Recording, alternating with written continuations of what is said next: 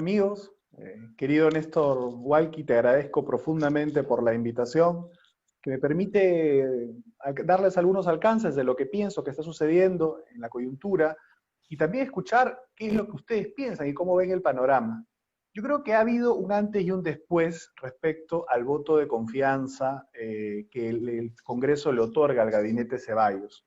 Creo que ese es el primer punto de análisis que coincide además con un momento sanitario del Perú bastante concreto, y es la agudización de los problemas, sin duda, que trae el coronavirus, pero me parece que marca el inicio también de la declinación de los mismos, que tardarán seguramente 3 o 4 o 5 semanas más como máximo, y luego la situación empezará a normalizarse.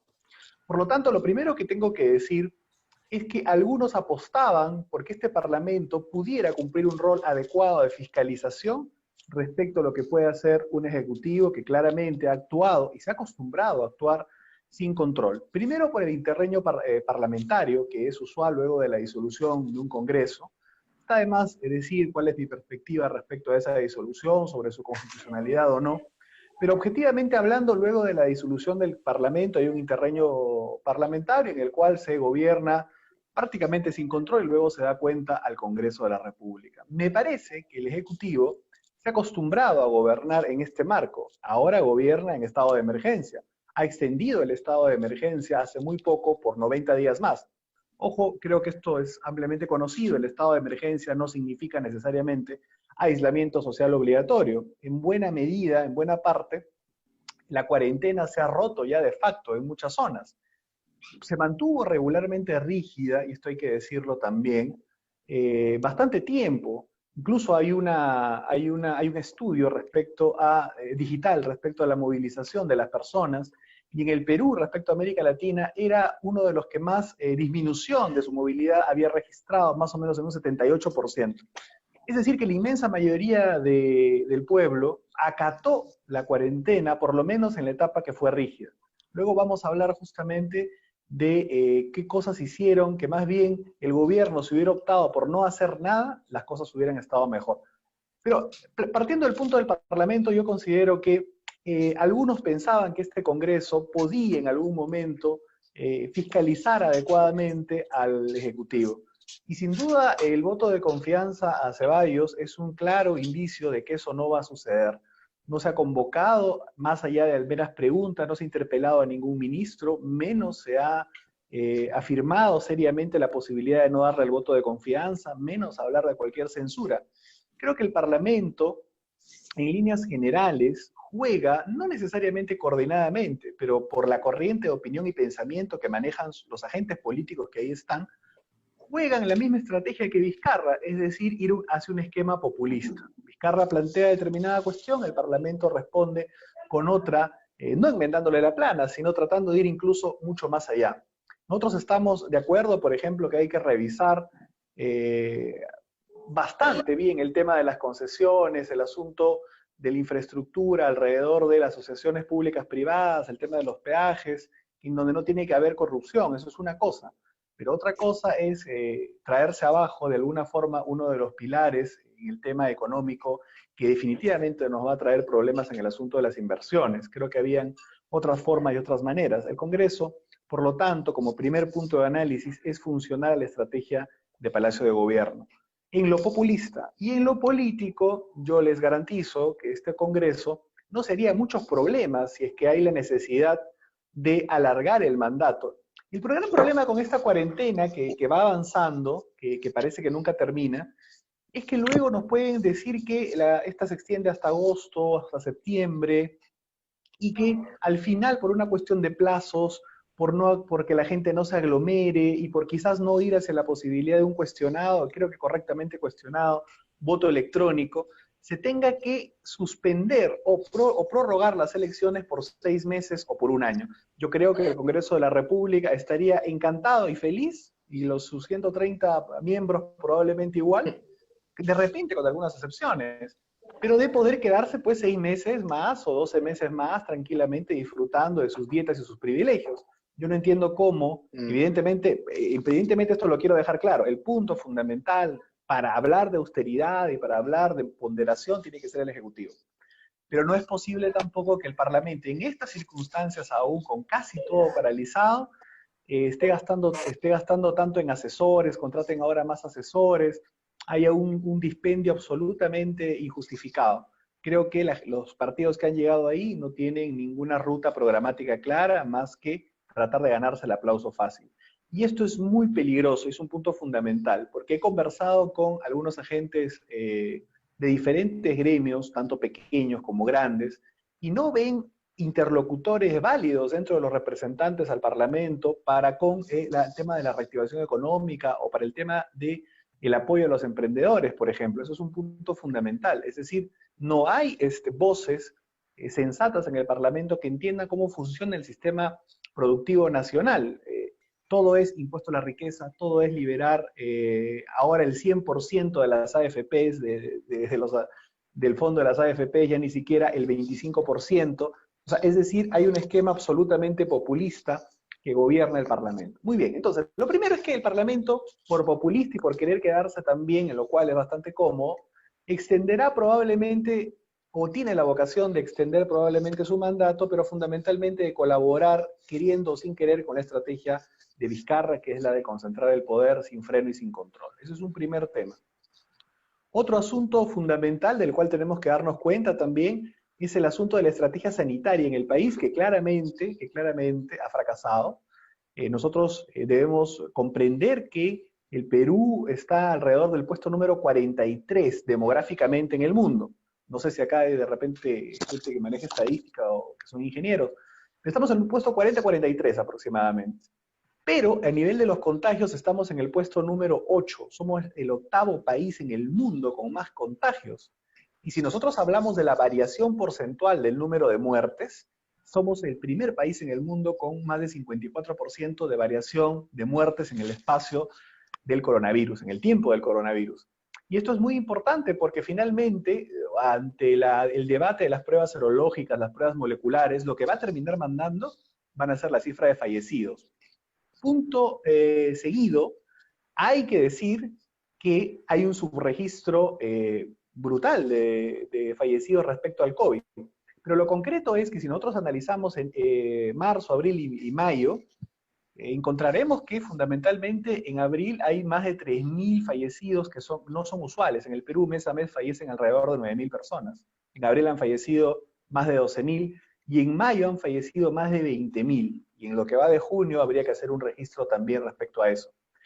Hemos calculado con algunos amigos que aproximadamente debemos estar alrededor de 20-25.000 incidencias o fallecidos por coronavirus en el Perú, lo cual revela una catástrofe sanitaria en el país, pero que muy bien Vizcarra está ocultando. ¿Por qué esto es relevante?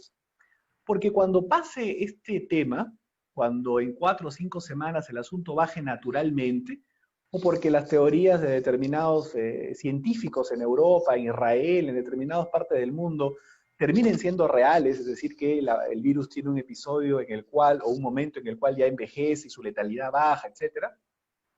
O porque hemos ganado la llamada inmunidad de rebaño, porque todo el mundo se va a contagiar.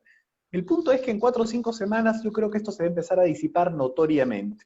Y si el gobierno mantiene el enfoque de este subregistro, que hoy día está en 5.000, que quizás para el fin de la pandemia pueda llegar, pues no sé, las cifras oficiales lleguen a 8.000 o a 10.000, yo estoy convencido que con el apoyo de cierto sector de la prensa, el gobierno puede tranquilamente vender su gestión de la crisis como victoriosa.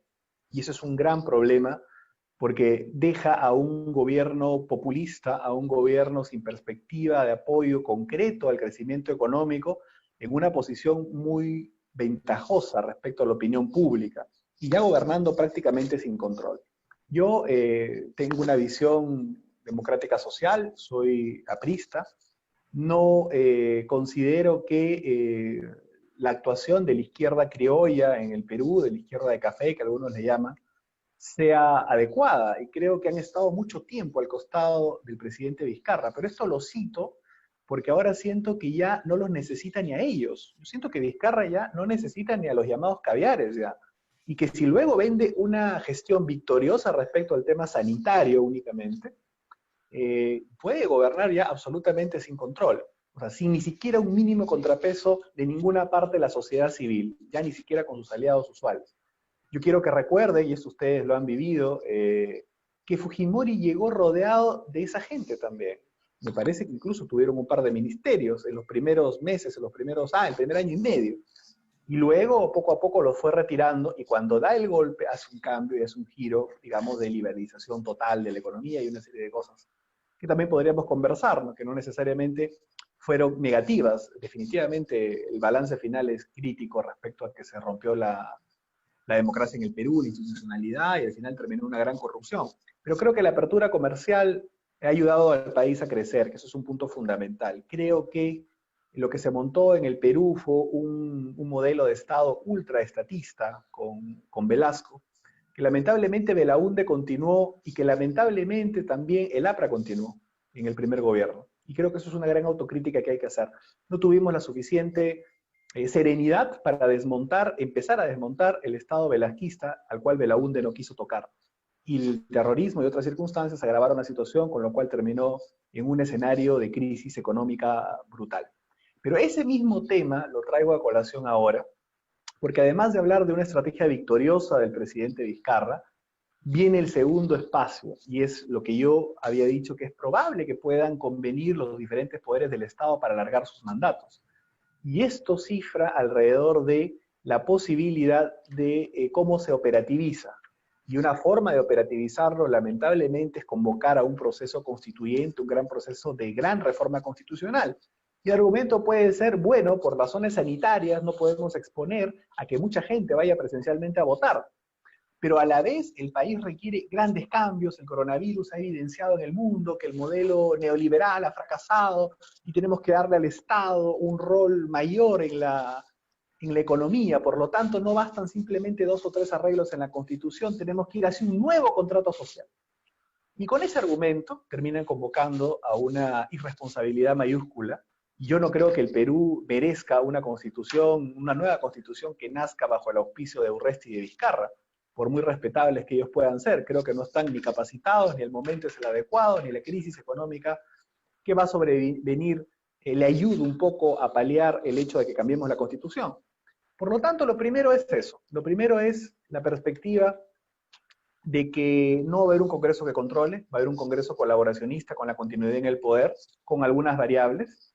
Va a haber un intento de Vizcarra por vender la gestión de la crisis sanitaria con acierto, apoyado por un sector de los medios de comunicación, lamentablemente, ojalá que me equivoque. Va a haber una relativa aceptación de esa narrativa. Luego va a haber la posibilidad de abrir un momento constituyente en el país. Y luego lo que yo identifico también es que paralelamente se van a gestar un descontento económico muy grande. Y es que en el Perú se van a perder alrededor de 3 millones de empleos o más. Quiero acá que nos enfoquemos en un punto básico y fundamental.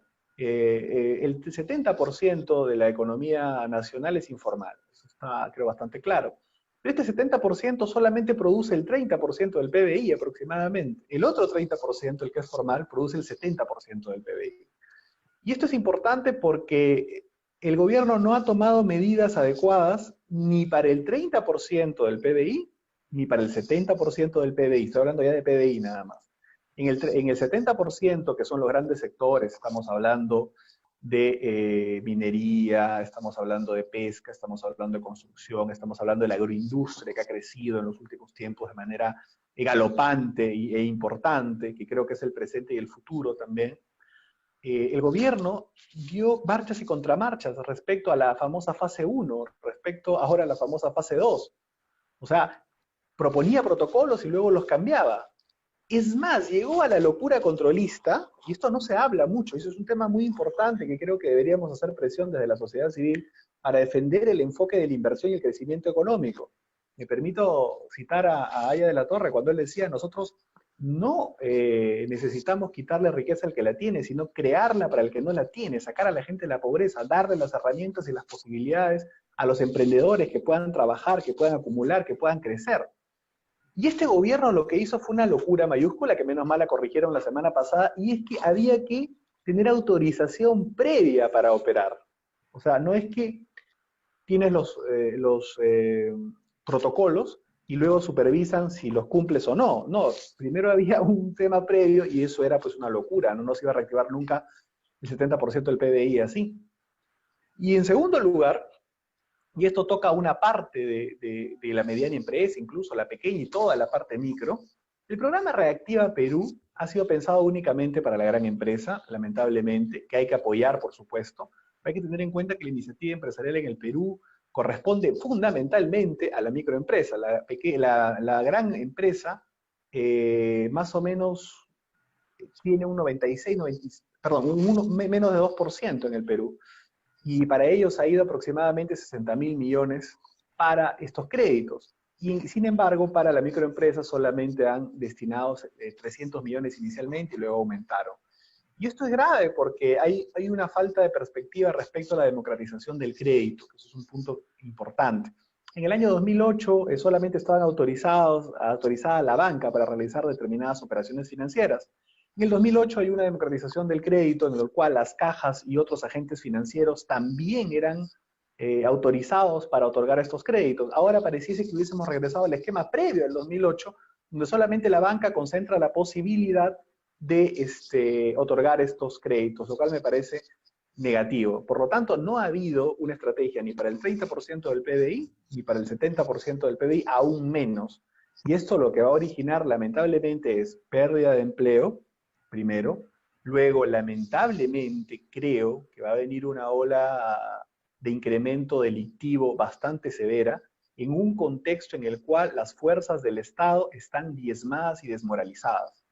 Creo que alguno de ustedes debe tener amigos que de repente son altos mandos militares o policiales. Pregúntenle cuál es ahora lo que piensa la policía, por ejemplo, respecto al régimen y cómo los han apoyado. Prácticamente los han abandonado. Ustedes saben que no han tenido material de bioseguridad. Bueno, los médicos ni qué decir. Pero ante el incremento de la delincuencia, sumado al hecho de una policía diezmada por las bajas que han tenido, han fallecido muchos policías, y además desmoralizada, yo creo que ese cóctel no es muy positivo. Y acá me quiero remitir ya en una perspectiva histórica a lo que pasó el primer tercio del siglo pasado. Hacia los años 30 había un esquema, se configuró un esquema en el Perú en el cual había un líder, un presidente, que había llegado, que era parte de alguna forma u otra de un viejo esquema, que era el civilismo, al cual finalmente traiciona, que es Leguía, con una perspectiva modernizante, pero que termina convirtiéndose en un dictador, ¿ok? Y surge además desde las bases populares del país el APRA, pero también con un contenido popular innegable, pero definitivamente sin una visión democrática, Sánchez Cerro. Mi gran temor es que Vizcarra sea un nuevo Leguía. Mi temor es que Vizcarra, que viene del Club de la Construcción, que viene del entorno empresarial, necesite encontrar un nuevo rival. Ya no tiene el Congreso, ya. El Congreso fujimorista, obstruccionista, aprofujimorista, que le decía a él cínicamente, porque yo recuerdo, y ustedes revisen las publicaciones, los primeros días del mandato del ingeniero Vizcarra, los primeros días nada más, paraba de arriba abajo con Galarreta y pareciese que le hubiera debido la presidencia a coordinaciones que realizó con ellos. Pero me temo que Vizcarra puede provenir del Club de la Construcción, pero a pesar de eso, él dé un giro y el nuevo enemigo que busque sea el empresariado opresor, sea el empresariado hambreador, y empiece una narrativa contra los agentes económicos que al final va a afectar a los grandes, a los pequeños y a los micros sobre todo, porque los más pobres son los que sufren cuando demagogias populistas se instalen. Y lo peor que temo es que esa narrativa ni siquiera lo termine beneficiando a él, sino que abra la puerta a una construcción política aún peor, dentro de la cual el mismo Urresti pueda aparecer pues un loro inglés, ¿no? Nosotros no sabemos lo que se está gestando en el sur del Perú. Yo no digo Antauro porque en teoría está impedido de postular, pero algo como eso no es descabellado en este momento. Y ese es un punto muy importante a tener en cuenta. Por lo tanto, lo que creo y pienso que tiene que hacer las diferentes perspectivas que creen tanto en las libertades económicas, en la justicia social, pero en el marco democrático, es tratar de articular algunas perspectivas para hacer presión por varias cosas. Primero, para que el señor Vizcarra y el Congreso de la República actual que tenemos, que dicho sea de paso, no tiene muchas luces, puedan irse el 28 de julio del año 2021. Ese es un punto fundamental, que haya una continuidad, perdón, que haya un cambio, un recambio. Y segundo, que no se toquen las bases de la libertad económica en el Perú.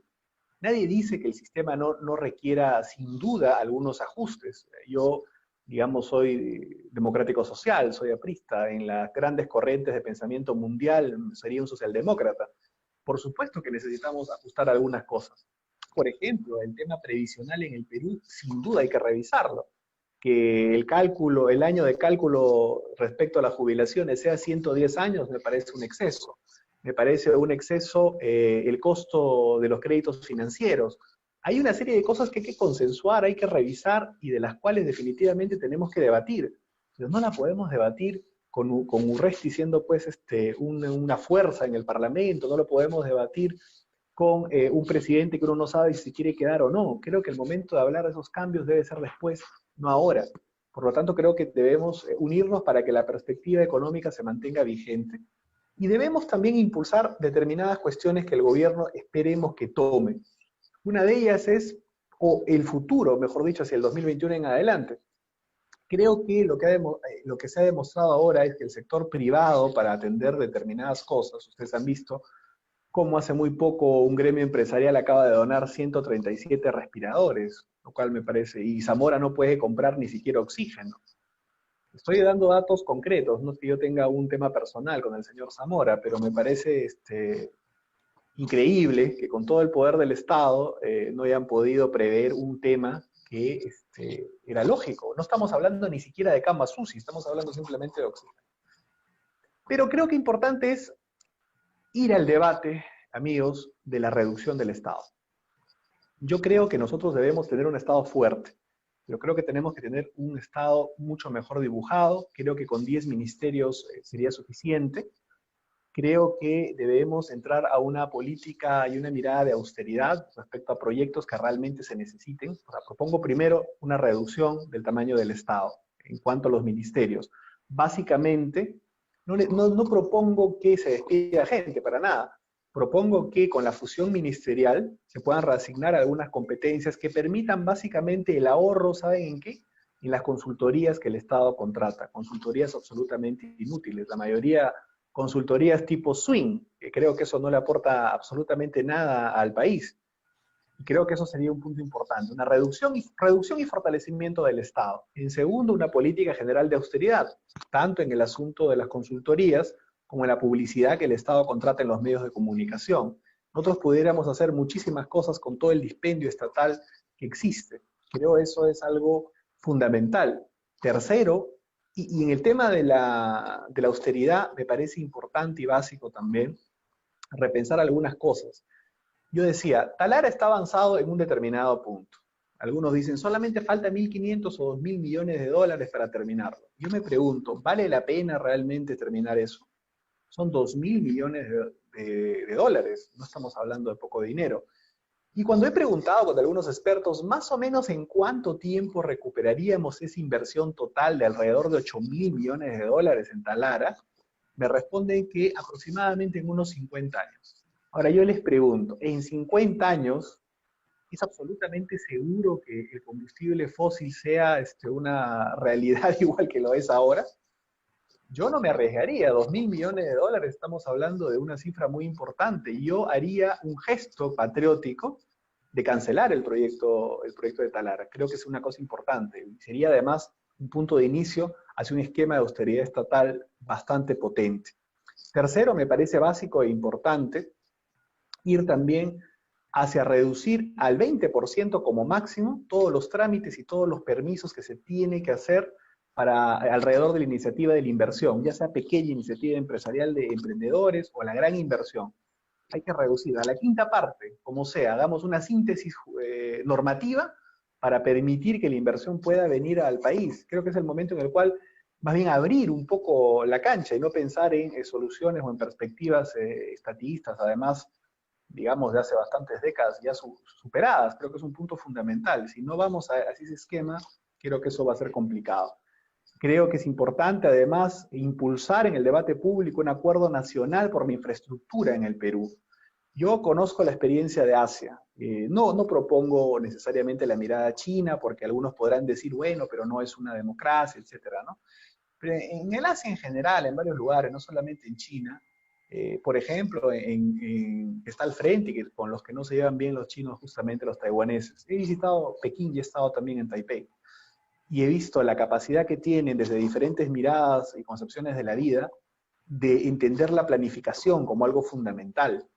¿Por qué nosotros no podríamos generar un consenso alrededor de algo parecido o alrededor del acuerdo nacional por una política nacional de infraestructura en el Perú, priorizando las 10 grandes obras que en 25 o 30 años nosotros queremos tener como sociedad? Taiwán hizo exactamente eso, las 10 grandes obras lo denominó.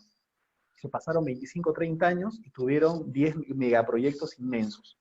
Y creo que en el Perú podríamos hacer lo mismo también. No sé, se me ocurre uno, podría ser el Tren de la Costa, por ejemplo, para otro ejemplo, una gran hidroeléctrica, que existen algunos proyectos alrededor de eso. Pero necesitamos un acuerdo, porque pareciese que cada gobierno, que cada presidente de la República viniese con una agenda concreta de proyectos que tienen más que ver seguramente con la financiación de sus campañas que con una política nacional. Creo que podríamos empezar también a ponernos de acuerdo con eso. Y en el corto plazo, y con esto quiero terminar, en el corto plazo, para escuchar además, me gustaría mucho saber qué piensan ustedes. En el corto plazo creo básico e importante una política agresiva para la reactivación del empleo en el Perú.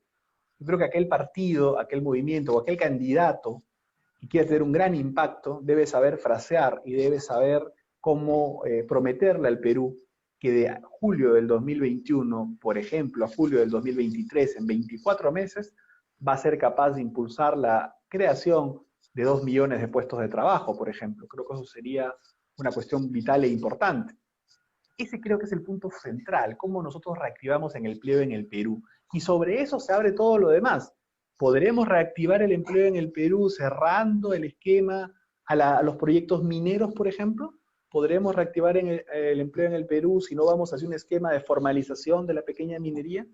¿Podremos reactivar el empleo en el Perú si no impulsamos la reducción de los trámites, por ejemplo, alrededor de los proyectos de construcción en el Perú? Grandes, pequeños, si no potenciamos, por ejemplo, la vivienda social a través del Fondo Mi Vivienda y por ahora, después de la emergencia, ahora que se va a necesitar también reactivar el empleo, no se triplica, por ejemplo, su capacidad. Alrededor de la idea de la reactivación del empleo, que es una agenda social concreta, yo creo que deberíamos, aquellos que creemos en el progreso y en el desarrollo en la patria, construir algunas ideas. Ya seguramente en la ley electoral cada quien elegirá pues un representante, pero creo que esas deberían ser las ideas fuerza para salir de la crisis. El momento para el Perú, si bien estamos atravesando un vía crucis por la incapacidad de nuestros gobernantes, porque, y con esto remato, cuando les dije que si no hubiéramos hecho nada estaríamos incluso mejor, no es por una mezquindad respecto al gobierno, no. Si el gobierno no hubiera tomado ninguna medida, no se hubieran tomado 3 medidas absolutamente absurdas. La primera, el pico y placa por género. Ustedes vieron las aglomeraciones que generó, más contagio. Segundo, no se hubieran ido al esquema de la ayuda vía bonos a través de los bancos. Segundo error. Tercero, no se hubiera reducido las horas en las cuales se pueden acudir a los mercados. Redujeron las horas a la mitad. Es decir, si una masa de 100 va a un mercado durante 10 horas, es obvio que si tú reduces eso a 5 horas, la aglomeración va a ser mayor, no va a ser menor. Y recién al día 70 más o menos, el presidente Vizcarra dijo que un foco de contagio eran los mercados. Brillante, porque que yo recuerde, los reportes por lo menos oficiales de China continental hablan que la pandemia se originó en un mercado, en Wuhan. Por lo tanto, creo que no había que estudiar mucho para saber que esos iban a ser unos focos de contagio fuertes. Si el gobierno no hubiera tomado esas 3 medidas, creo que hasta mejor estaríamos. El tema de los autos, por ejemplo, que no se pueda transitar un buen tiempo vehículos particulares y que te obligasen a salir en transporte público. O sea, es mejor ir en un bus de 20 personas que en un auto privado de uno, lo cual no tiene ninguna lógica. Por lo tanto, creo importante que revisemos estas cuestiones, creo importante que empecemos a mirar esto, el debate de la reducción del Estado, la apertura comercial para seguir atrayendo inversiones, que veamos la política nacional de austeridad, veamos la reactivación básica del empleo como mensaje fundamental, en un contexto además de nueva guerra fría internacional. Porque lo que va a haber en el mundo ahora es una nueva guerra fría, desde la perspectiva y el modelo de control de la pandemia e impulso de la reconstrucción mundial de la China continental y de Estados Unidos con sus aliados. Estados Unidos acaba de romper con la OMS. Japón ha criticado duramente a la OMS. Alemania ha criticado duramente a China. Por lo tanto, ya básicamente estamos viendo cómo se van jugando las piezas a nivel mundial. Y algunos dicen muy seguros que China rápidamente va a pasar por encima de los Estados Unidos pronto. Yo no estaría tan seguro. ¿Eh? Los coreanos no sé de quién son más aliados. Yo no sé con qué rol va a jugar la Europa más fuerte, que es básicamente Alemania, porque España e Italia, que pueden tener la tentación de ser más pro-chinos, habría que ver la salud de sus economías previo a la pandemia también. Yo creo que Alemania va a jugar un rol distinto. Japón. Y una cosa fundamental, antes de que la pandemia se agudice en Estados Unidos, ustedes recuerden las noticias, veíamos a un victorioso Trump entrando a la India. La India tiene 1.300 millones de habitantes. Y es una potencia además en términos cibernéticos de investigación. Yo no estaría tan seguro de lo que va a pasar en los próximos 25 años. Por eso creo que América Latina tiene que buscar su propio camino. Y en medio de la guerra comercial, de la nueva bipolaridad, tratar de sacar lo que mejor podamos de ambos. Y eso solamente lo pueden hacer estadistas, partidos políticos, empresarios comprometidos con su patria. Vizcarra pues no está pensando en eso en absoluto, no tiene esa visión. Ojalá que no tengamos la maldición en este contexto que le puede beneficiar al Perú elegir, bueno, ni siquiera lo hemos elegido, pero elegir a alguien así de mediocre como él, que haga que el Perú se quede rezagado en el contexto internacional y por lo tanto económico. Recuerden que antes de que al Perú le llegue ayuda de Estados Unidos o de China, increíblemente le llegó ayuda primero a Ecuador, increíblemente le llegó ayuda primero a Chile, y el Perú ha quedado pues rezagado cuando en realidad su relación con Estados Unidos siempre ha sido buena, y su relación con China siempre ha sido estratégica. Increíble que hayamos quedado a la cola de ellos.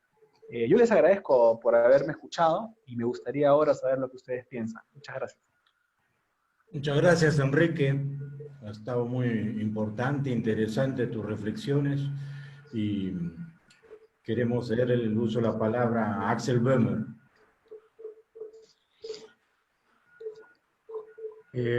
Hola Enrique, muchas gracias por tus palabras, realmente interesante y tienes una base de datos al día impresionante y refleja realmente lo que está viviendo el país y lo que sentimos muchos de nosotros.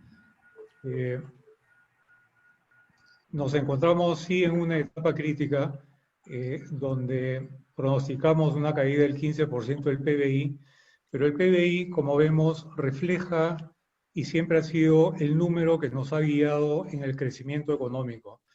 Pero es una cifra, digamos, teórica para los economistas, porque no vislumbra el desarrollo real de una nación. Podemos haber crecido 7%, 4, 5, 8%, pero la población no ha ido de la mano con ese crecimiento del PBI. Hemos ahorrado durante los 30 últimos años un número bastante fuerte de reservas públicas que hoy día las estamos, para mi criterio, y comparto lo que dices, con políticas populistas repartiendo para beneficio, para sanar una herida momentánea. No estamos generando riqueza. Citaste a Aya de la Torre y me parece muy correcto lo que afirmó en ese momento. ¿Cómo hacemos para crear riqueza? Es una de las grandes preguntas que en parte con tu estrategia, con tu punto de vista, has dado a conocer qué habría que hacer.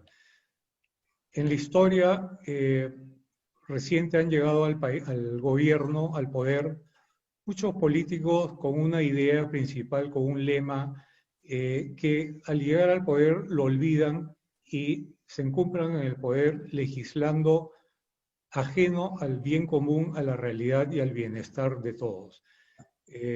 el Perú primero, lemas varios que hemos escuchado. Lo triste es que en este momento no tenemos un gobernante que transmita una visión con claridad qué es lo que quiere. Tú has descrito, y me parece bastante acertada tu diagnóstico de lo que está sucediendo. Sabemos que el Perú es amplio y ajeno, y sigue siendo amplio y ajeno. Es una nación con muchos recursos, es una nación interesante para muchos países en el mundo, llámese China, llámese Estados Unidos, sobre todo nuestra alianza con China. Tenemos un potencial humano que es un recurso muy importante, creo yo, que es joven, emprendedor y recursero, y muy trabajador. Y es recursero porque la informalidad es su modo de vida, es su necesidad para subsistir y existir. Habría que, en una larga discusión, ver por qué hay informalidad y, a mi criterio, es el mismo Estado el que fomenta, y sobre todo este último gobierno, fomenta la informalidad con sus medidas y sus planes de reactivación que no son del todo coherentes y tienen muchos errores. La agroindustria, de donde vengo y he tenido casi 30 años de experiencia, hoy en día genera 7.000 millones de exportaciones. Tal vez genera menos que la minería, pero le da trabajo a mucha gente de campo y ese número es impresionante y debe ser validado en la política nacional. Voy a conectar un ratito.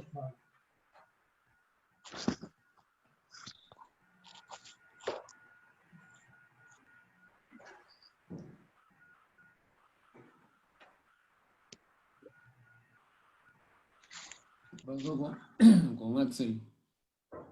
Y ha ido a conectar, parece, audífonos. Le vienen a entregar su cena. Enrique salió también. Enrique también está con problemas de... Ah, no, ya está. No, no, yo estoy acá. Sí, no, Enrique Richter. Enrique Richter. Ah, ya. Sí. Voy a traer mi celular también para poder hablar porque así no se me corta cuando hablo. Ay, perfecto, ya. Oh, pero lo que dice Axel es cierto, ¿no? Sí, de repente el aporte de la minería es mayor, pero respecto a la inversión, digamos, por metro cuadrado, la agroindustria es muy superior pues, a la minería, o sea, el empleo que da es muchísimo mayor. ¿Ya estás, Axel? Ahí está, disculpen, te había desconectado la batería. Bueno, entonces, la agroindustria es un gran motor. El Perú es rico en recursos, tiene condiciones favorables y se ha vuelto un productor de alimentos para el mundo. Tenemos una muy buena reputación en todos los productos de agroexportación que tenemos y no somos un país industrial, no estamos industrializados. Los números de las pymes es importante, hay mucho trabajo, pero es confección, es servicio, no es producción, no es industria. Entonces, nosotros dependemos de las exportaciones de pesca, minería y agrícolas, agroindustria. Por otro lado, el Estado ha ahorrado por la política coherente económica que ha tenido durante los últimos 5 gobiernos, que han mantenido una línea, que en estos momentos puede hacer que se siga manteniendo, pero ante la perspectiva de lo que has nombrado y dicho, y con este sesgo populista del gobierno, puede hacer que empiece a variar, y ahí sí nos deberíamos de preocupar. Entonces, el Estado no ha fomentado las condiciones para que toda nuestra población tenga servicios básicos de primera. No ponemos el bienestar común como urgencia nacional. No ponemos la calidad de vida como urgencia nacional. No ponemos que los peruanos, que tanto decimos, trabajamos y vivimos por los peruanos, vivan acorde a lo que demanda hoy en día un país moderno del siglo en que vivimos. Vivimos apagando incendios, mas no evitando que esto suceda. queremos crecer, la industria quiere crecer, la agroindustria quiere crecer, pero no hay profesionales suficientes para cubrir todas las plazas. Podemos hacer un megaproyecto, terminar Chavimochic, el 20% de hora que falta, las 1.000, 2.000, 5.000, 10.000 hectáreas que sean, pero a la hora de la hora no conseguimos profesionales para cubrir los puestos requeridos. Y la mano de obra en la agroindustria es una demanda permanente. No fomentamos, como decía, esto que ocurre con la salud hoy en día, la falta de oxígeno, la falta de camas, hospitales inaugurados pero vacíos, falta de profesionales en el sector médico, es una vergüenza nacional.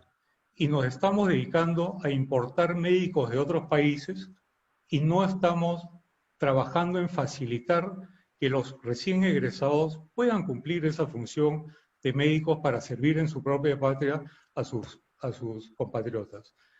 Hay incoherencias en la política que siempre me han llamado la atención del comportamiento en nuestro país. ¿Por qué nos, vulgarmente dicho, serruchamos del piso y no solidarizamos o formamos sinergias para crecer y hacer las cosas como debe ser?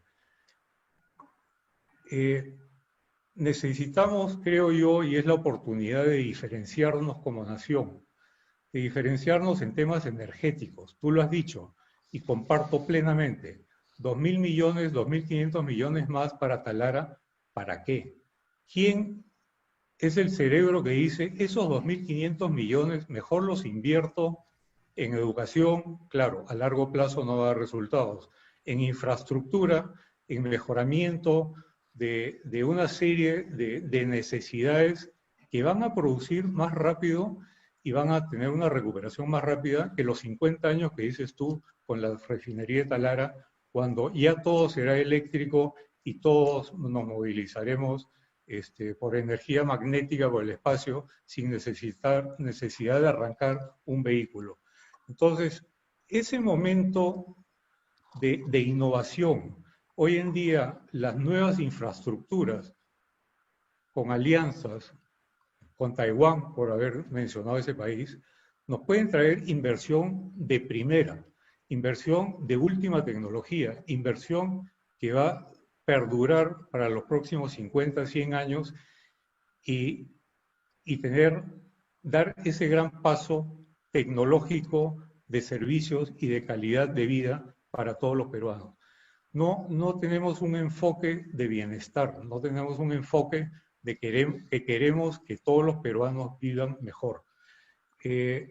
La digitalización del Estado va a un paso de tortuga, mientras que la sociedad avanza rápidamente. Hoy estamos reunidos por este medio y tenemos problemas de ancho de banda, tenemos problemas de que se cuelga, tenemos problemas con amigos que están en provincia, que no se pueden conectar.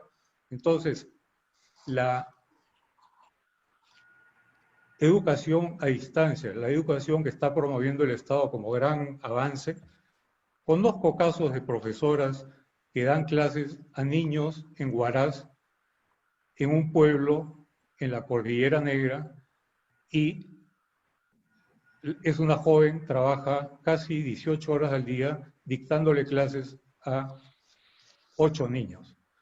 Yo realmente me quito el sombrero y la felicito por la pasión que le pone, la dedicación que le pone, pero es realmente impresionante educar desde una casa acá en Lima a un niño en el Ande que tiene que esperar que su padre regrese de la chacra para que le preste el teléfono y se ponga a hacer una clase de lenguaje, de matemáticas, de lo que sea, ¿no? Entonces vivimos realidades totalmente ajenas y no nos damos cuenta de lo que es el Perú en sí. No estamos realizando las diferencias que tenemos. 10 millones de habitantes en Lima, centralizados, y 20 millones o 15 millones de habitantes en Lima y en el resto del país. Una infraestructura, paisajes lindos, comida linda, gente linda, pero estamos gobernando ¿para quién? Y acá seguro en la conversación va a salir el tema de la regionalización, va a salir el tema del exceso de leyes que tenemos, va a salir el tema de la falta de respeto del medio ambiente. Una de las oportunidades, a mi criterio, a nuestro criterio, es que la Amazonía debería ser un pulmón verde de la nación. ¿Por qué no capitalizamos esos intangibles que tenemos antes de destruirlos? ¿Por qué solamente vemos lo clásico y no somos innovadores y cambiamos un poco el enfoque y rompemos paradigmas para ese Perú de los próximos 50, 100 años? Gracias. Gracias, Axel. ¿Comentas, Enrique? Vamos a otra intervención. No, bueno, mira, he tomado algunas notas. No sé, como guste el moderador.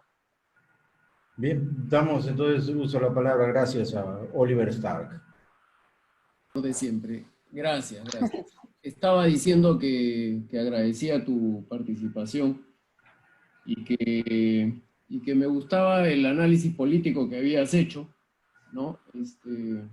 También me parece bien esa posición clara y contundente en cuanto a tu idea política, ideología política, la socialdemocracia. Veo, por lo escuchado, que estás en la parte moderna de lo que es una socialdemocracia, lo cual me parece muy bien. Y eso me lleva a dos preguntas muy rápidas, muy contundentes. Quisiera también dejar a los otros ahí un poco, ya se nos está yendo el tiempo. Uno es el tema de los partidos políticos, ¿no? Muchos, creemos que los partidos son pues los think tanks, los que nos permiten un pensamiento en profundidad de un modelo que queremos aplicar para, según nosotros, hacer el bien común, ¿no? Como representante de un partido tradicional, ¿cómo ves ese futuro? ¿Cómo ves la recuperación de esos partidos? ¿Cómo ves su actuar en la política nacional? A la luz de que hoy están pues totalmente venidos a menos, ¿no? Nadie cree hoy en los partidos, todo es improvisación. Esa es una pregunta, y si puedes hacerme unos comentarios breves, te agradecería. Y dos, hablaste de creación de empleo y flexibilización. No, perdón, yo le estoy agregando el tema flexibilización laboral, es un tema que a mí me fascina.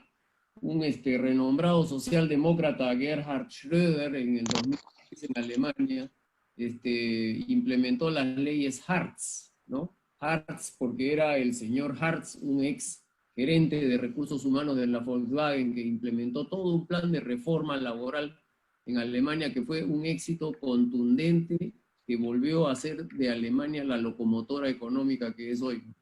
¿Y de qué se trató en breve? De liberalizar el mercado laboral, ¿no? De desanquilosar las estructuras que en Alemania, yo viví en Alemania 10 años trabajando en los 80s, 90s en Hamburgo, y veía cómo ese estado de bienestar se había pasado la raya, ¿no? Y le daba pues a todo el mundo beneficios que hicieron que el emprendedurismo alemán se muriera, ¿no? Había gente, amigos, compañeros de trabajo míos que decían, yo ahorita me voy a declarar en desempleo porque vivo mejor de la compensación del desempleo que de lo que me paga la empresa, y encima me rasco la panza, ¿no? Eso lo cambió Schröder, un socialdemócrata, insisto, por eso énfasis en eso.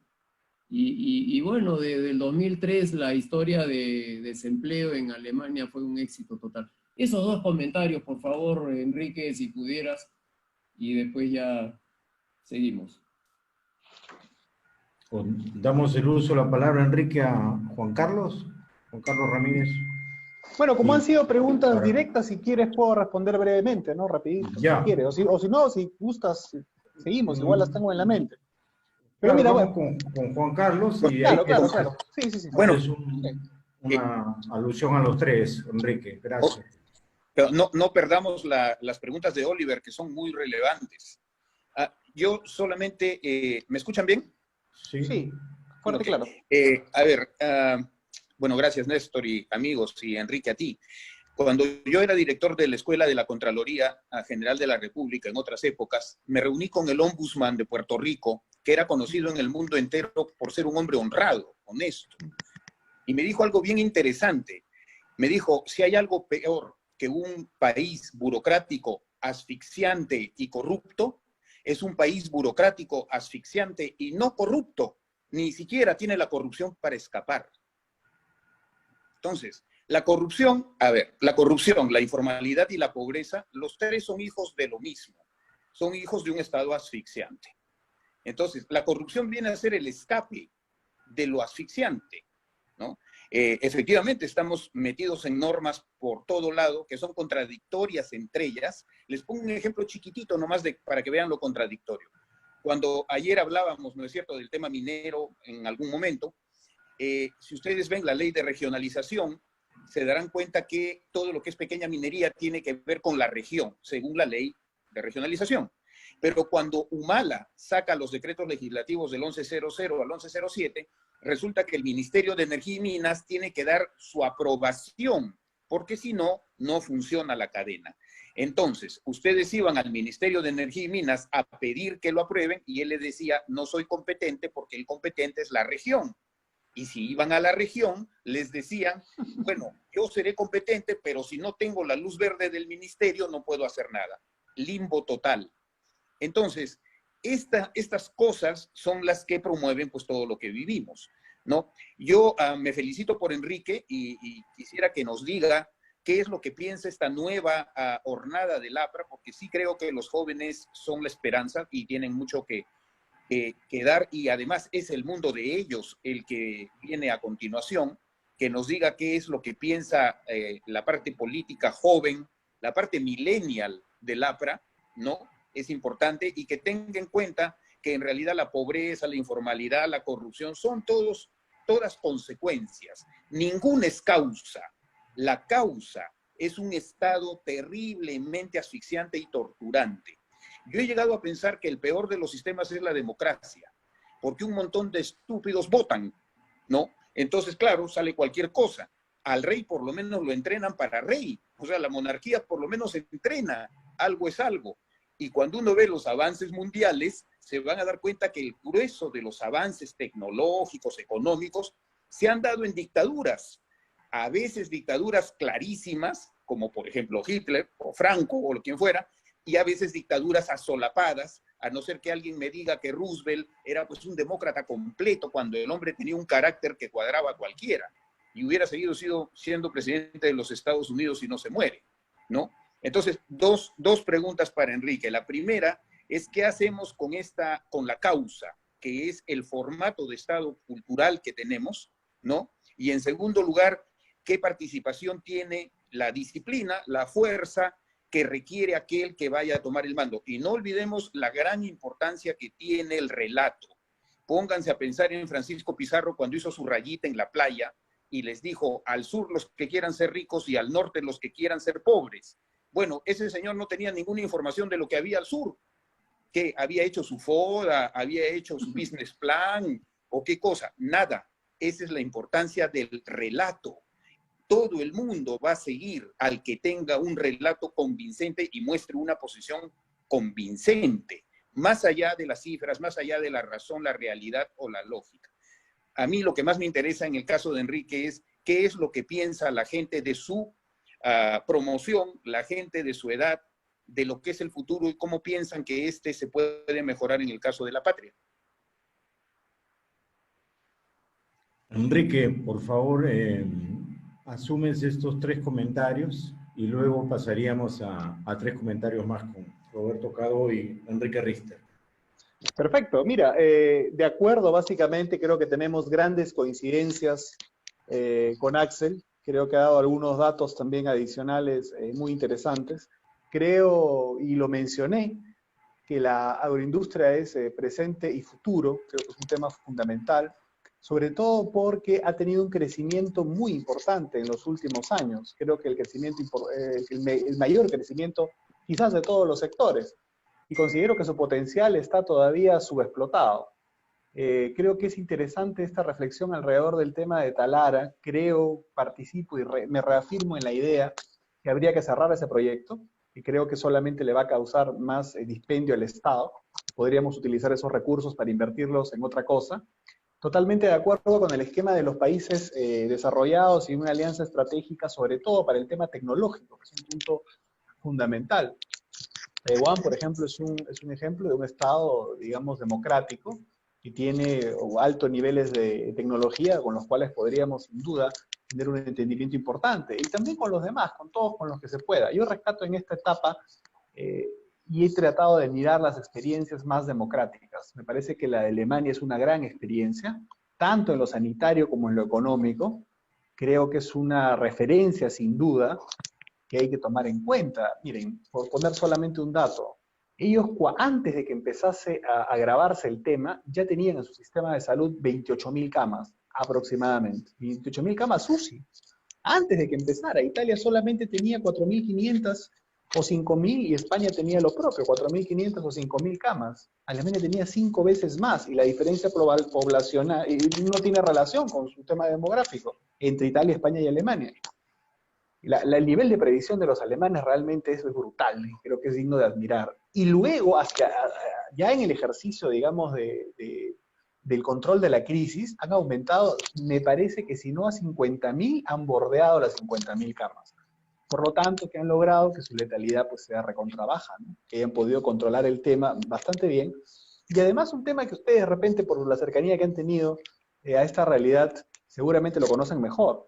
Ellos cuando viene este asunto económico, ellos dicen que va a haber prácticamente soporte y crédito casi sin límite para su aparato productivo, cosa que no hicieron otros países en Europa, hubieron más idas y vueltas.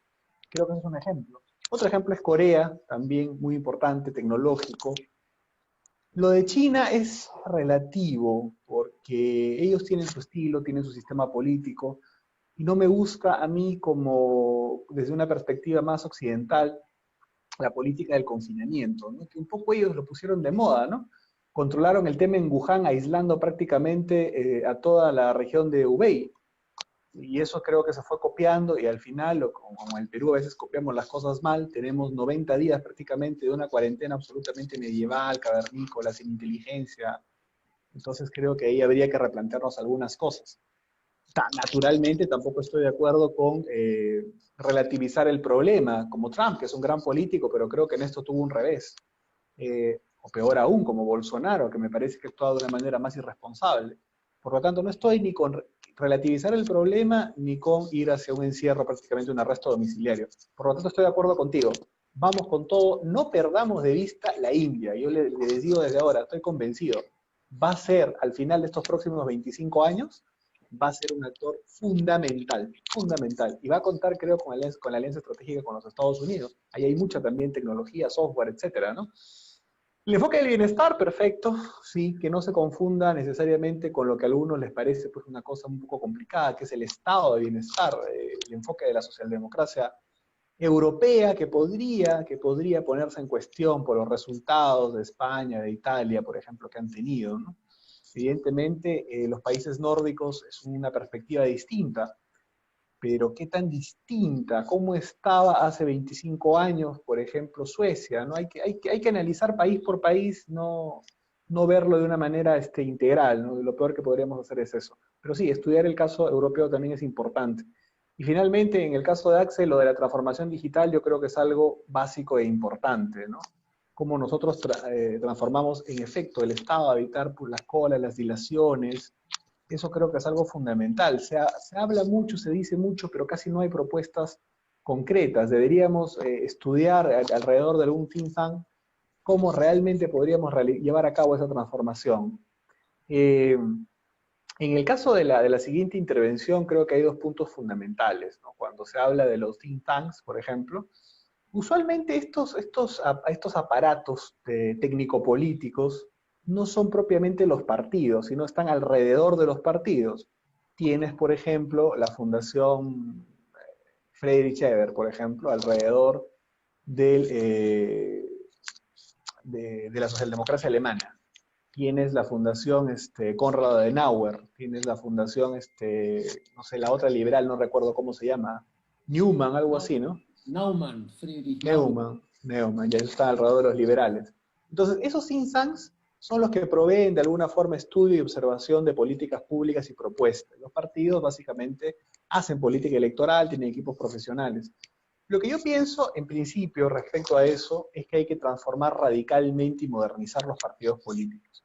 Yo estoy proponiendo para el APRA, en estos meses, y hasta cuando venga el próximo Congreso Nacional del Partido, en el cual sin duda voy a participar por una posición importante dentro del partido y fundamental, que el partido necesita. Les hablo del APRA porque es donde estoy. No quiero quizás caer antipático diciéndole a los pepecistas o a otros más qué es lo que deberían hacer. Pero en el caso del APRA yo creo que hay 4 puntos fundamentales que yo voy a proponer como renovación. Primero, el punto de la narrativa, es decir, hemos dejado que 25, 30 años, aquellos que controlan las cátedras universitarias, aquellos que controlan los medios alternativos, aquellos que empiezan a controlar incluso los medios de comunicación más grandes, digan algunas cosas que han quedado sin respuesta, como por ejemplo que la bonanza económica en el Perú empezó con Toledo, cuando eso no es cierto, a pesar que tengamos nuestras impugnaciones al régimen autoritario de Fujimori. Que, por ejemplo, decir que Sendero Luminoso, el MRTA, no se trató, no perpetraron actos terroristas, sino que fue un conflicto armado interno. Esa es una categoría académica que todos debemos aceptar, y todo el mundo la acepta. Que la transición pañagüista fue lo mejor que le pudo haber pasado al Perú, cosa con la cual yo también discrepo. Pero todo eso se ha consolidado porque no ha habido una narrativa alternativa. Yo considero que un gran acierto de Haya de la Torre y la generación fundadora en el Perú fue construir una narrativa alternativa popular desde abajo que se contraponga a la narrativa oficial, universitaria, académica del viejo civilismo, que pudo de alguna manera darle la pelea, básicamente por su raigambre social y popular. Y creo que ahora lo que se necesita es, de manera amplia, construir un relato que no sea controlado de alguna forma por la izquierda caviar, la izquierda comunista, la izquierda marxista, como quiera llamar. Por lo tanto, un punto importante del APRA es una nueva narrativa. Segundo, un nuevo programa para la justicia social. Tercero, un partido absolutamente moderno, transformado digitalmente y renovado, con nuevos voceros. Tiene que haber en el partido, en el APRA, para que se relance, para que logre sus objetivos, tiene que haber una nueva generación que sin duda asume el mando de los principales puestos directivos del partido. Yo eso creo que es algo fundamental. Hay muchos voceros a los cuales yo respeto e incluso tengo aprecio personal. Yo considero que la gente, lamentablemente en este espacio-tiempo, desconfía mucho de nuestros voceros clásicos. Creo que es el momento de empezar a impulsar gente nueva, que la hay, treintones, gente de 50, quizás de 40, incluso gente que puede venir más atrás, de 20, que puedan empezar a hablar por el partido. Y esto no solamente se restringe al APRA, sino se restringe a cualquier, sino va a cualquier partido. Creo que Acción Popular de alguna forma se relanzó un poco porque cambió el chip, más allá del incidente que al final no terminó cuajando con Barnechea en el 2016. Pero cambió el chip, él no era un populista identificado, tenía otro lenguaje, eso atrajo un grupo de gente determinada, lo volvió a poner en vitrina y al final terminaron ganando un montón de gobiernos locales y ahora tienen 24 o 26 parlamentarios, no recuerdo. Por lo tanto, creo que hay que cambiar un poco el chip en el APRA y en todos los partidos que quieran mantener una perspectiva de dirigencia en el futuro. Pero además hay que lograr construir estos think tanks que tú mencionas. Yo hemos construido con algunos amigos de manera intergeneracional uno que se llama Centro para la Democracia Social. Estamos haciendo algunos diálogos sobre pesca, sobre minería, sobre infraestructura, sobre agroindustria, sobre el momento constitucional en el país, capacitándonos e intercambiando ideas. Creo que eso es lo que hay que hacer. Y me parece eso importante para luego proponer responsablemente al país. La segunda parte es la gran pregunta, un poco, y además ha citado un ejemplo que es casi incontestable, porque en efecto la realidad socioeconómica alemana antes de esa reforma era pues bastante distinta, y lo que han podido crecer y cómo se han consolidado luego ha sido también casi incontestable. Sin duda la realidad alemana es una y la realidad peruana es otra. Pero yo creo que el principal tema acá es el crecimiento económico, es decir, mientras se tenga un crecimiento de 7, 8%, 6% del PBI, mientras atraiga las inversiones suficientes a nivel internacional y se crezca, yo creo que podríamos hablar de un esquema en el cual podríamos pensar algunas cosas alrededor del tema de la agenda laboral en el país, pero mientras no se crezca, mientras se tenga pues un escenario complejo, va a ser más complicado mirar las cosas tal como las miro yo. Mientras mantengamos el país sin crecimiento, pedidos como el de una flexibilización total van a ser cada vez mayores. Y eso es lo que me temo. Porque recuerden que vengo desde una perspectiva de un partido que es básicamente un frente, una alianza de clases medias, intelectuales, líderes estudiantiles, así se fundó, más dirigentes sindicales. Por lo tanto, nuestra perspectiva va a ser siempre que el trabajador tenga adecuadas condiciones, que sea bien remunerado, que tenga un marco normativo que evite, sin duda, algún tipo de abuso. Pero naturalmente entiendo también que para que el país crezca y se desarrolle tenemos que poner en debate muchas cosas.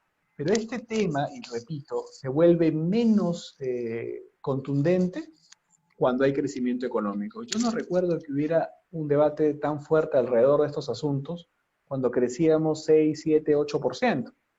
Porque ¿qué pasa cuando hay un crecimiento económico grande? Lo que usualmente sucede es que, por ejemplo, en las grandes obras de construcción a veces ya ni siquiera se dan abasto, no hay mano de obra. O sea, sube tanto que un día, una temporada están con una empresa A y la empresa B les ofrece un mejor sueldo y se van. Más allá de legislación o no legislación, lo que manda finalmente es que hay crecimiento, hay inversión, hay la posibilidad de que la gente tenga trabajo, y eso de alguna forma mejora naturalmente los sueldos. Pero del otro lado está también la perspectiva de no darle al sector trabajador un mensaje de desprotección. Eso es un fino equilibrio que me parece que se puede dar si nosotros impulsamos el crecimiento económico. Me parece que hay que estudiar bien lo de Alemania porque tiene algunas aristas. Porque, por ejemplo, si bien es cierto lo que señalas, también es cierto que su participación, por ejemplo, en el tema directivo de las empresas es mayor que en el Perú, salvo que me esté equivocando, pero por ejemplo, los sectores trabajadores sindicales en Alemania tienen sitio en los directorios de las empresas. Y si alguien sale aquí en el Perú a proponer eso, por ejemplo, todo el mundo pensaría pues, que es casi una locura, ¿no? Pero en cambio ellos no. Y no significa que ese es el problema también está con el enfoque del sindicalismo. El sindicalismo, digamos, representado quizás por la CGTP en el Perú, no es el mismo sindicalismo alemán, por ejemplo, ni es el mismo sindicalismo estadounidense. Entonces, hay varios debates ahí a los cuales hay que prestarle atención, pero fundamentalmente creo que lo principal es el crecimiento económico. Con crecimiento económico, trabajadores, empresarios van a estar todos mucho mejor. Y eso es lo que no ha habido en el Perú, por lo fundamental que responde justamente a la tercera pregunta. Yo sí soy ahí de la idea de una liberalización total, en el sentido de los trámites burocráticos para la inversión.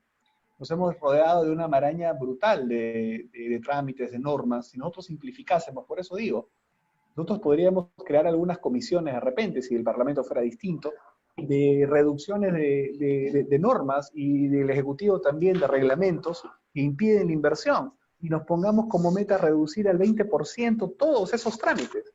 ¿Qué pasaría, por ejemplo, si nosotros hacemos eso? Yo creo que la inversión estaría mucho más cómoda, los costos se reducirían. Si nosotros cambiamos la perspectiva de la SUNAT de ser persecutoria prácticamente del emprendimiento, dar facilidades, un esquema de formalización popular. Por lo tanto, comparto tu opinión que gran parte de la corrupción se explica por la maraña normativa que debemos liquidar. Lo que nosotros debemos liquidar, creo yo, en el futuro, es el excesivo burocratismo. Eso es algo que mata cualquier iniciativa de crecimiento económico. Me parece que eso y eso pasa por una reforma del Estado, y por eso planteo, hay que reducir el tamaño del Estado. Yo no soy minarquista, es decir, que creo en el Estado mínimo. Me parece que eso es una perspectiva digamos, neoliberal, si cabe el término, que no necesariamente es correcta, pero sí creo que tal cual está el Estado dibujado en el Perú hoy día, es absolutamente gigante. Por ejemplo, entre Kuczynski y Humala, más o menos hicieron crecer 30-40% el tamaño de los empleados públicos, por ejemplo. Y lograron llegar, o el 50% incluso, y llegaron a la absurda cifra de que de cada 10 empleos formales, 3 sean en el sector público, lo cual es una locura. Yo no digo, y repito, no digo que hay que despedir gente.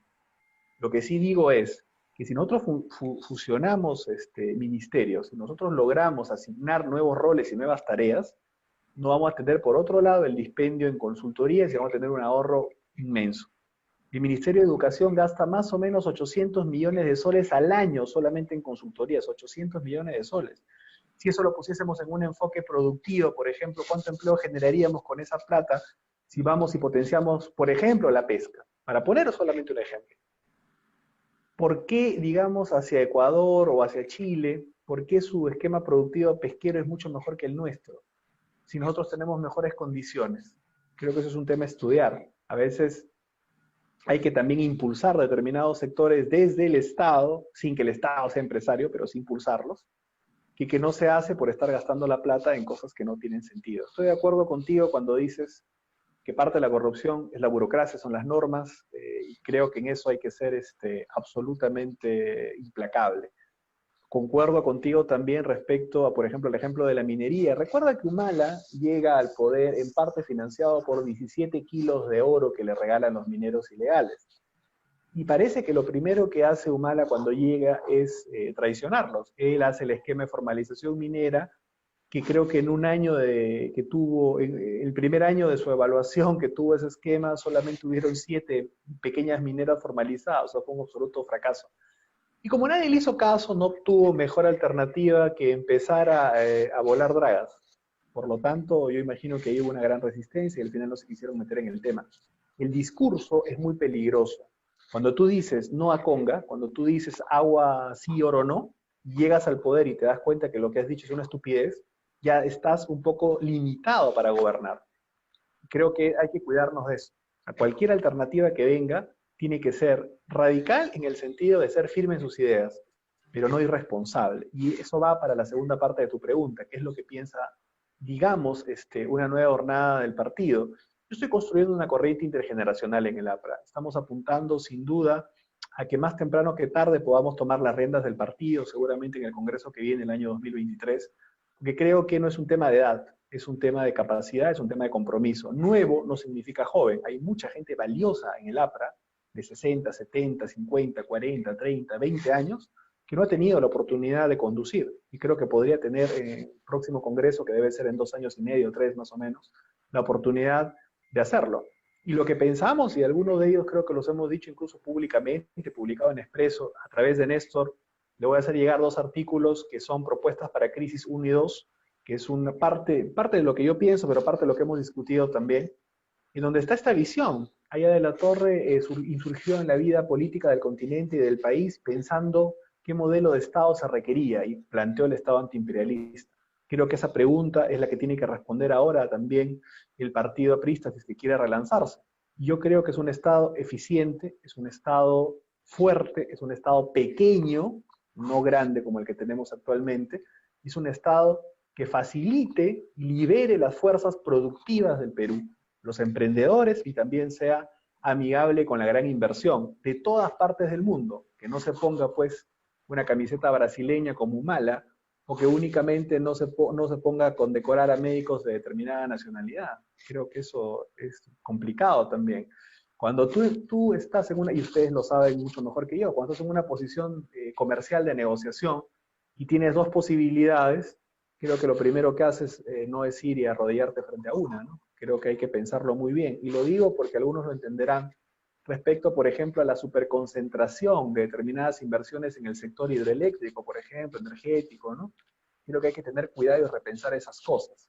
Por lo tanto, queremos eso, un Estado pequeño, fuerte, un Estado que facilite la liberación de las fuerzas productivas en el Perú, de los emprendedores, con un esquema de formalización gradual, por lo menos pensado para los primeros 10 años, que en el primero no paguen nada y que gradualmente vayan avanzando, que se ocupe fundamentalmente de transformar también y digitalizarlo, y que sobre todo se preocupe de una gran reforma real para la seguridad ciudadana, que es uno de los puntos fundamentales. Muchos peruanos y muchos ciudadanos no quieren otra cosa que no sea simplemente estar seguros. Y en lo único en lo cual el Estado sí tiene que tener una gran participación, que es el tema de seguridad, es el punto donde más falla. Creo que en eso tenemos que ser nosotros ahí más fuertes.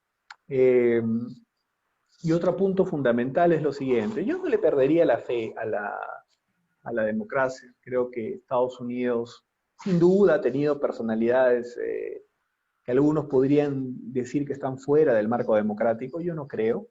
Pero sin duda han sido personalidades fuertes. El mismo Trump no es precisamente pues, un lord inglés, ¿no? Pero creo que han mantenido una institucionalidad fuerte y han logrado ser la primera potencia del mundo. Creo que nosotros podríamos en el esquema republicano y democrático crecer también.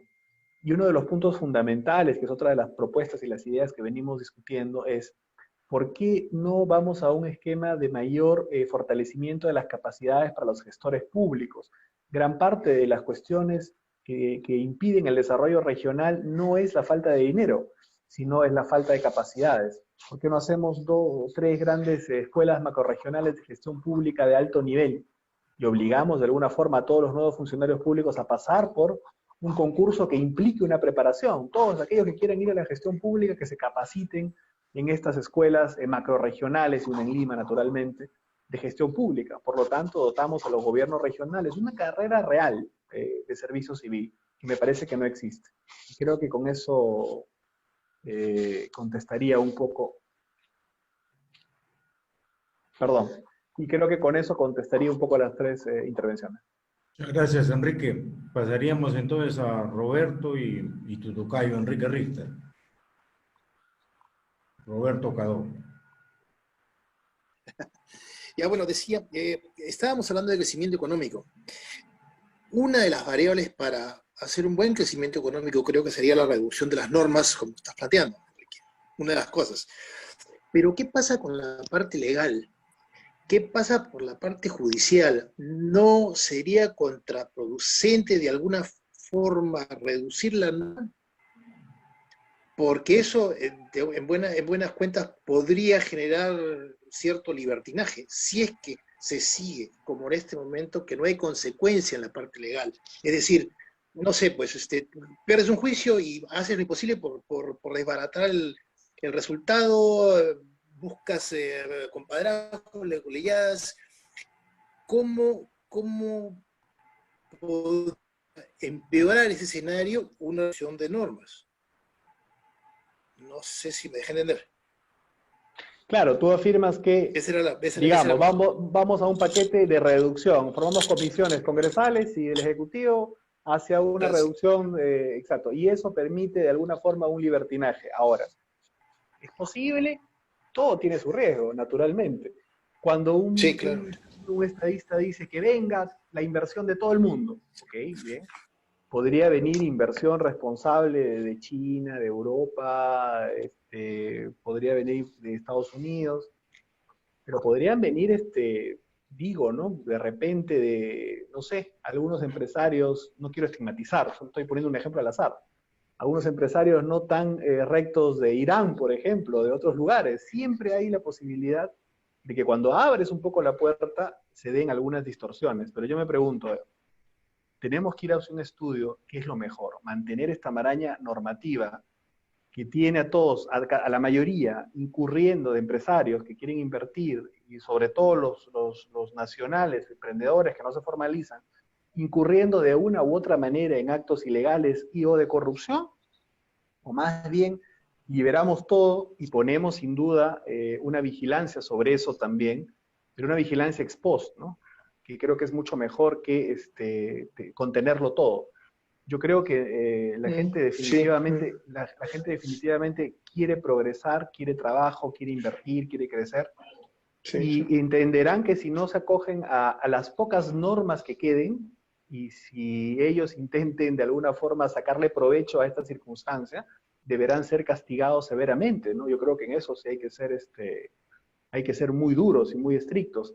Pero yo considero que en ese debate justo e interesante que planteas entre un posible libertinaje y el hecho de no acabar con esta maraña burocrática, yo apostaría, quizás me equivoque, espero que no, y si lo logramos hacer algún día, esperemos que no sea un error, que creo que sería mucho mejor liberar las cosas para que venga más inversión de todos lados y para que nuestra microinversión sumada, que es gigante a nivel popular, pueda también tener la oportunidad de crecer y no tener, por ejemplo, esta cuestión de, no sé si algunos tienen algunas relaciones con microempresarios o gente, pero al no tener acceso al crédito, terminan necesitando capital de todas maneras y terminan, por ejemplo, pidiéndole prestado a gente, digamos, que no necesariamente se financia de manera lícita y que no necesariamente les cobra sus créditos, digamos, con una manera bastante amable, ¿no? Por lo tanto, terminan siendo víctimas de usura y nadie controla eso, ¿no? El costo del crédito popular en negro, digamos, es muchísimo mayor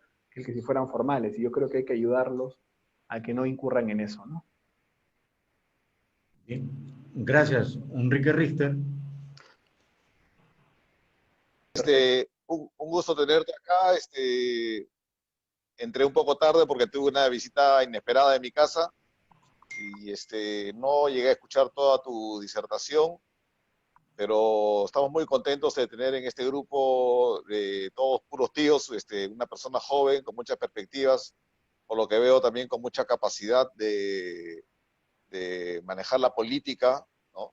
Quería salirme un poco de la parte económica que todos hemos estado conversando y que definitivamente es una parte muy importante para el corto plazo.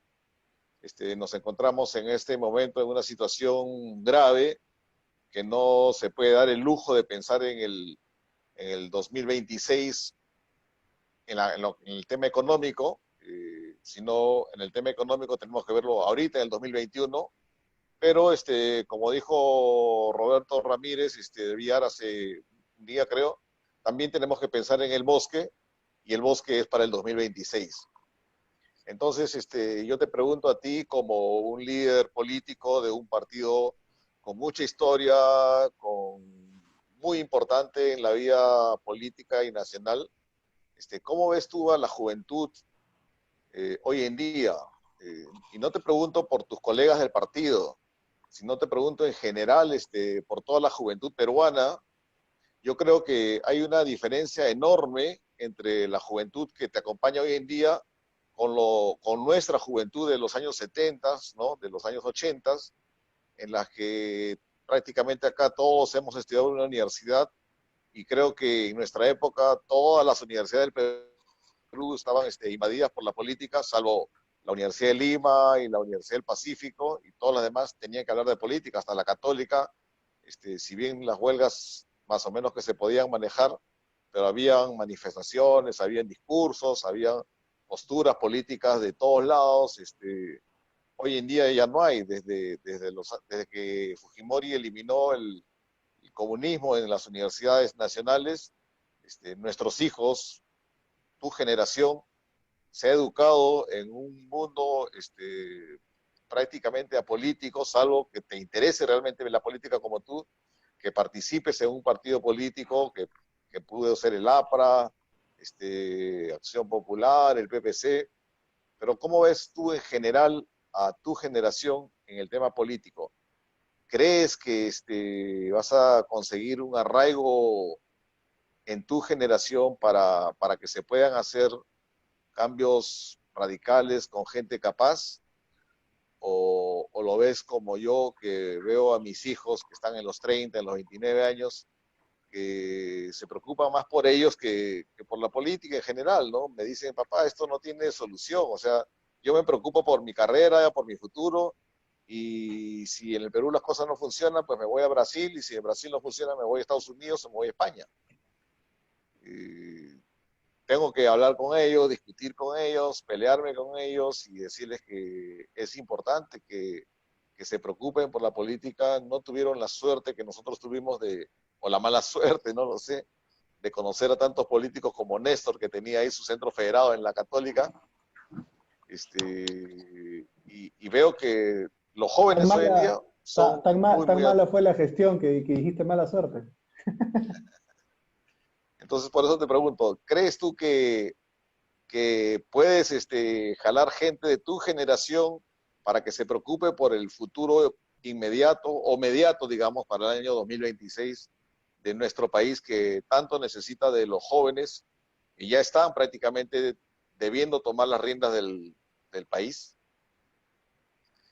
Sí, Mira, gracias Enrique, perdón al tocayo y expositor principal. Enrique, quería también combinar para que fueran tres, perdón, adelante, por supuesto. que analizaras, Enrique, o nos expresaras cuál crees cómo va a venir ese devenir que tú has tocado muy bien, porque he compartido yo precisamente al grupo nuestro el día de hoy, ayer también se comentó algo, este excelente artículo que ha escrito César Campos, probablemente lo has visto en esta revista Punto Medio, se llama esta revista del señor Arrunátegui, ¿no?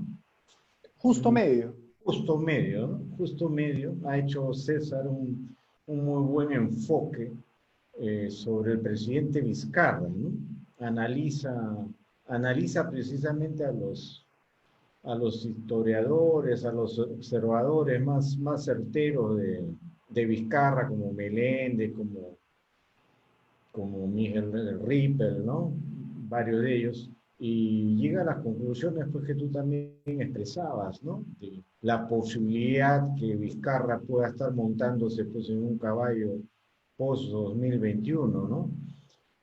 Lo mismo lo escuché a Mauricio Mulder hace poco, recientemente, para el día de su cumpleaños, que fue el lunes, con Baella, también mencionando que ve la posibilidad de que Vizcarra, pues, con esta pandemia, como habla Enrique también, Enrique Richter, concateno con ello, que las universidades pues están paralizadas, ahorita ni siquiera se pueden, no hay política en la universidad, sino que están imposibilitados hasta de reunirse, no existe la universidad, todos están simplemente en contactos virtuales.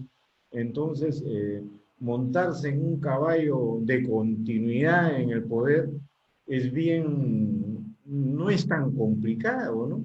No es tan complicado, más con una sociedad que está, como dijo también Juan Carlos, está también un poco, son sociedades pues que gustan de los dictadores, ¿no? En el fondo también, ¿no? Entonces, ¿cómo enfoca un político joven con inteligencia como tú, Enrique, cómo enfoca esta posibilidad y sobre todo cuál sería, porque ya hay que irlo viendo, yo lo he venido comentando desde el principio de que arranca la cuarentena, yo veía también esa posibilidad, ¿no? Siempre he dicho, lo principal acá es la transferencia del poder en 2021, ¿no? El resto pasa a un segundo plano, ¿no? ¿Sabes?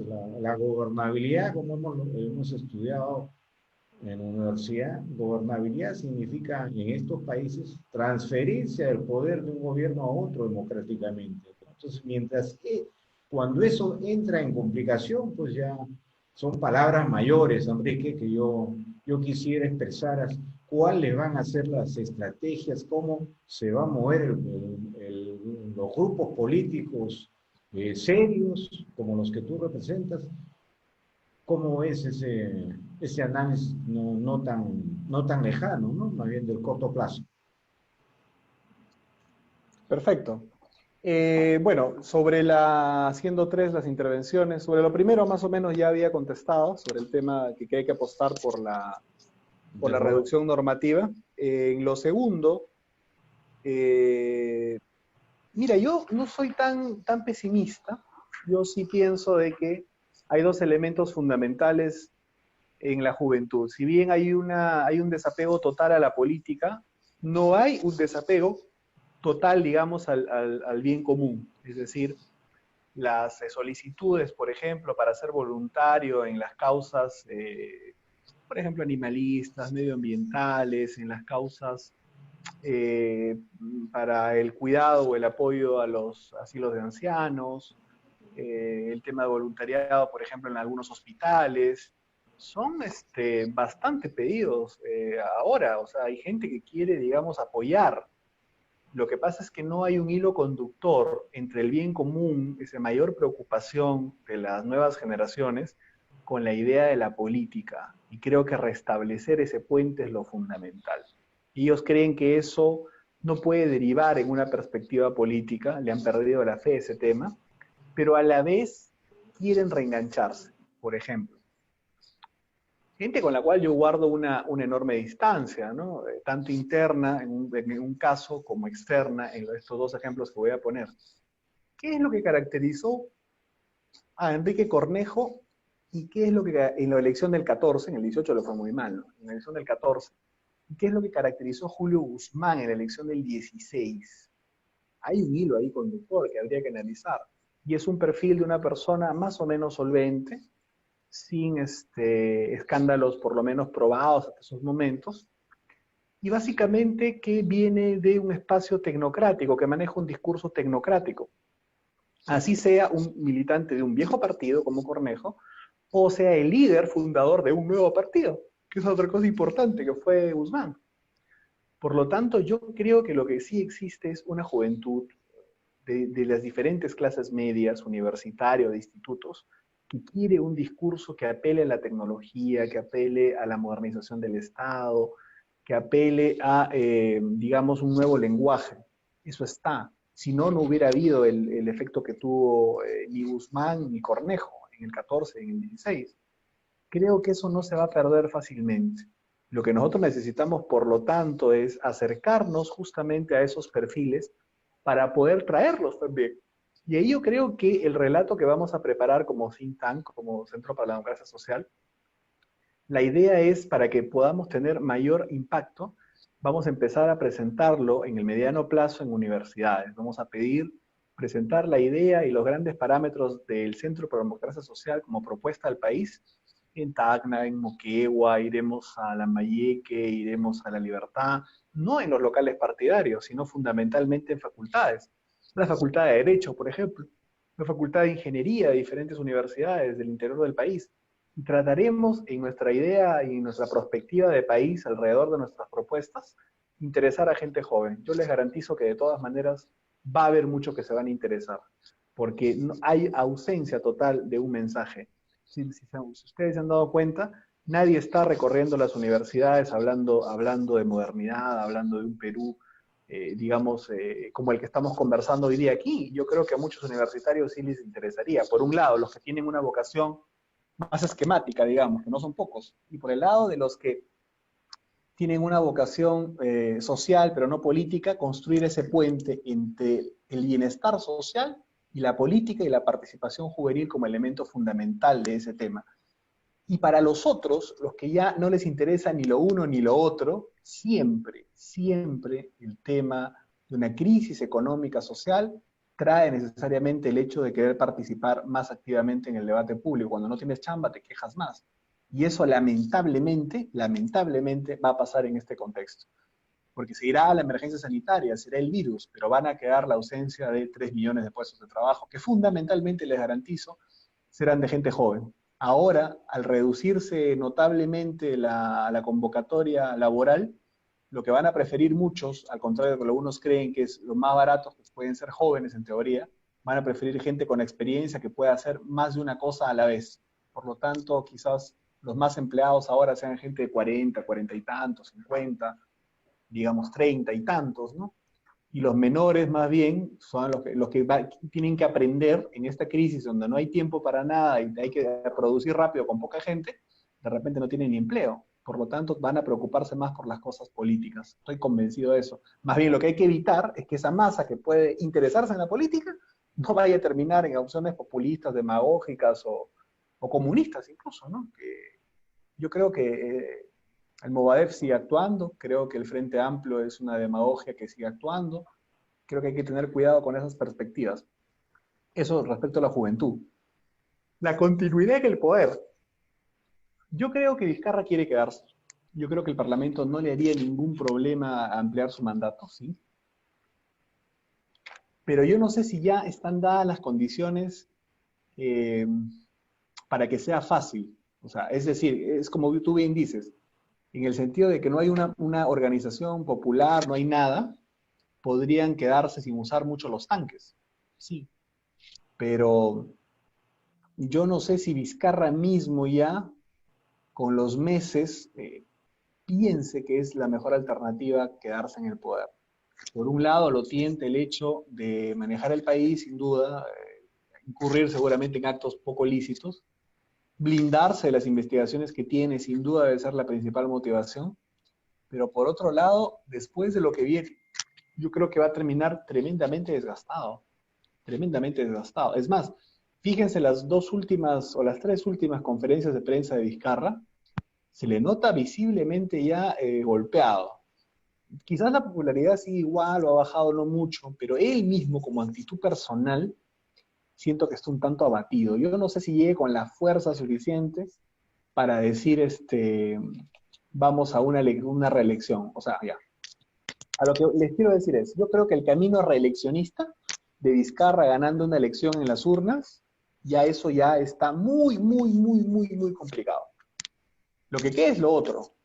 Me pongo de acuerdo con el Parlamento, hay pandemia, por lo tanto extendemos 6 meses, un año más. Esa es la nueva batalla. Yo ya no creo que él sea candidato. De verdad, yo siento que ponerse ya bajo la lupa de una elección popular con votos, eso lo va a pensar 2 veces. Lo que él va a querer es quedarse sin elecciones.